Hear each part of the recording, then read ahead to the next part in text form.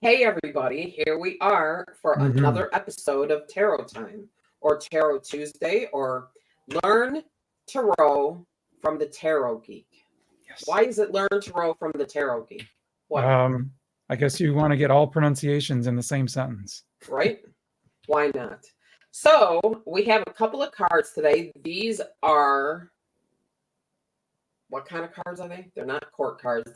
They are minor arcana, right? Yep, both are minor arcana. They're pip cards. Yep. Is that right? Yep, that's right. Pip. Wow. Look Aha! at that. I'm Holy getting there. Cow. Holy cow. All right. Good job, Angie. So the first card I have on the left there is the Eight of Cups. So the cups is the emotion suit. It's the suit of water.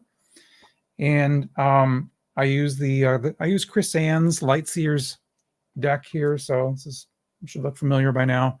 The Lightseers tarot deck, and she has a mantra for every card. And I want to read the mantra for the Eight of Cups. The mantra for this card is: I walk away from negativity and choose myself in a rebellious act of self-love. I like that. I really like that. One of the things we learn quite often on our spiritual journeys is to release that which no longer serves you. This is that card. Whatever's holding you back, whatever you need to release because it's no longer serving you. The Eight of Cups is telling you to do that. Another way to say it, if you want a really short phrase, move on from stuck energy. Interesting. So I'm just going to toss this in right quick, just because it's something that's been coming up consistently for weeks now, is the idea of being responsible for your energetic waste. Wow. All kinds of nice images there. Yeah, right? I am being shown ways to take that which no longer serves and, instead of just casting negative energy, so to speak, I don't love that word negative, but instead of just casting negative energy out into the universe, to actually manage it yourself, sort of like your own recycling. Reduce, reuse, recycle, right? Like, right. So, same thing. And I've been shown some really, really, really cool and fun ways to do that. So maybe we'll do an episode on that. But I'll, release that which no longer serves. It's so important because that's what we need to do to create space for the abundance. And it's interesting that so that is an 8. In numerology, in Radley's angel numerology, 8 is all about abundance and, and having getting what you want, what you're, what you're looking for. So, So anyway, a couple more notes on this particular card. It's like it's along the journey of self-discovery, and then the willingness to leave behind what is familiar in search of something more fulfilling. So sometimes it's not that you're leaving something bad behind. It's just that you've been stuck in the familiar, and you just want to stay in that little familiar space, and you don't want to venture out into something more fulfilling. And again, this card is saying, leave the familiar behind. Take be courageous, get out there and find something that's even more amazing for you. So leave that familiarity behind. Amazing. All right. I mean, this familiarity is comfortable, right? I know, exactly. And it's almost like where people are, it's like bad wallpaper, right? And it's like right? And you should get rid of the bad wallpaper instead of just covering it up. Exactly. Right? Yes. You know how people just plaster over it? Right? Like, no, get rid of it and actually find something that, like a beautiful color, that's going to help your lift your spirits. Like purple. Purple, exactly. Right. Or this color right here, this fuchsia. Fuchsia. It's a good color too. It is. All right. So the Eight of Cups is walking away from that which no longer serves you. The Two of Pentacles is a great card. I got this one quite a bit when I was trying to figure out how to manage my life and my time. This card is, well, you can kind of see she has two pentacles, and one's like down below and the other one's up above, and she's trying to get them in, trying to juggle all the balls in the air, right? This card is balance and juggling obligations that are with too much on your plate. So this comes up a lot for people that are just spread too thin and trying to do too much. The mantra for this, half the people you read for, at least. well, right? There's also people that I read for that are kind of stuck in sadness, or stuck in, like, you know, small and closed, and they can't get out, they can't move ahead. But the vast majority of entrepreneurs and business people that I know are literally juggling too many things, myself included, in periods of my life. So this is saying, if you get this card as a, like, hey, this is what's going on right now, this means you got too much stuff going on.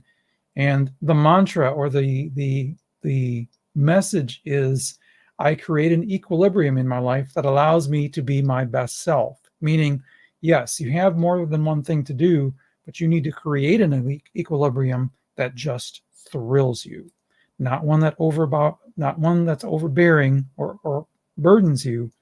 You need to be able to create an equilibrium that thrills you.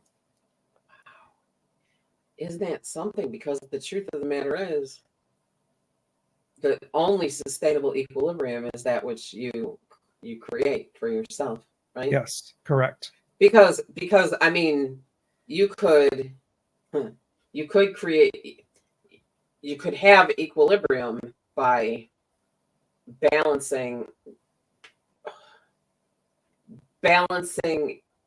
Okay, I'm going to use the word obligations. Balancing your obligations, right? Mm-hmm. So you have obligations, and now to balance that, what do? Do you let something go from over here so they can balance, or do you just add more? I think some people pack more on, right? More obligate. Oh, well, I can't really. I can't really manage to take care of myself, so maybe I need a gym membership. So now I'm obligated to pay for this gym membership that I'm not going to show up for. And that's adding more to your plate. That's putting more balls in the air, rather than, what do I really need? Maybe you need to let go of that which does not serve you. Right? Or how about, I just saw this, like, this was cool. How about step back, let them all fall down, and see which ones bounce back up, and just catch those, right? Like, right. Yeah. I mean, we do, don't we? Metaphor. We put too much pressure on ourselves, don't we? Yep. I mean, we really do. So is this then a reminder to be kind to yourself in some way? Absolutely. So yeah, it is the ability to navigate what gets thrown at you, right? If I can mix metaphors, but if everything's coming at you, one of the skills that we learn in this life is knowing how to say yes to some things, and no to things that don't serve you. That reminds me, I want to bring up something that I just read a few weeks ago, or a few days ago.